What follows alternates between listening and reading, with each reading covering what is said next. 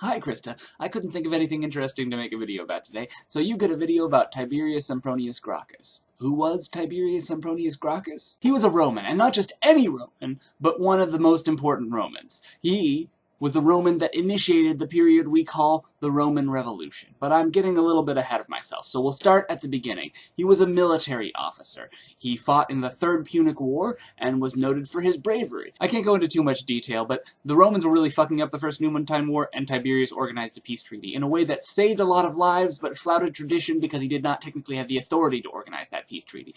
Needless to say, tradition and authority are very important to ancient Roman culture. So before his political career had even begun, he was already very controversial because he wanted to save people's lives and help people, but was doing that in a way that flouted tradition sometimes, or used more authority than most Romans felt he was entitled to. Tiberius Sempronius Gracchus was very respected, though, by the Numantines, who invited him back to Numantia to retake his ledgers and anything else he wanted from the Roman encampment. He took only his ledgers. But on his way to Numantia, he passed through the Italian countryside and noticed some fucked up shit was going down there. So Rome had been at war for approximately ever, and when a Roman citizen, because they had a citizen army, was called to perform military service, he had to stay on campaign until the campaign was done. So until they had eliminated all the Numantians, for example, they were not going home. They were going to stay at war. And that meant if there weren't enough people in his household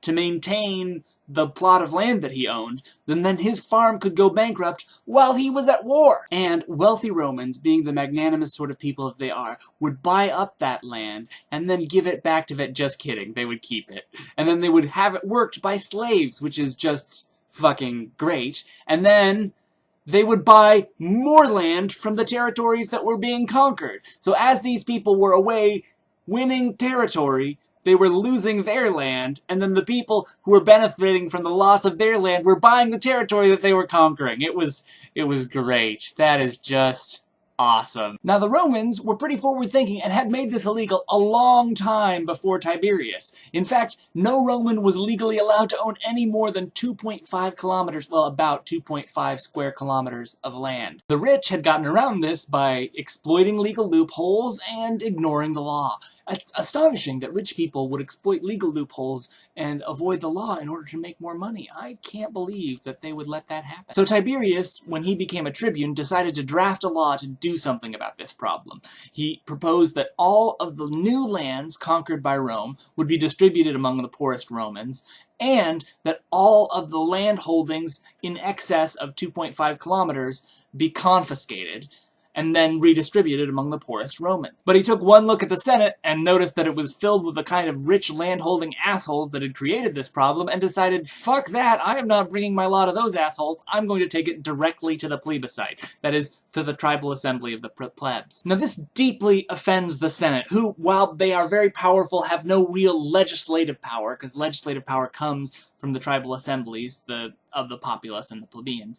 So they convince another tribune to intervene on their behalf and to veto this legislation. So this really offends Tiberius, and he gives a really powerful speech suggesting that tribune should be deposed. Well, that's a breach of Roman law, and it was obviously vetoed because any tribune can veto any legislation.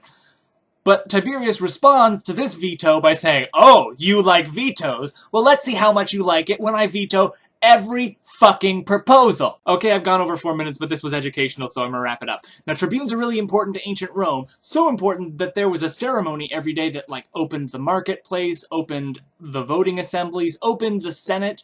Everything basically had to be vetted by the people, and the tribune's role was to represent that vetting. And Tiberius said, no, I am vetoing that proposal. No, veto, I intercede, I intercede, I intercede. And he shut down motherfucking Rome. Whole city cannot do business because you pissed off the wrong fucking tribune today. But the Senate still had the power to fund all the legislation. So the Senate said, yeah, we'll fund your land reallocation plan with 350 dinars. Not very much money at all.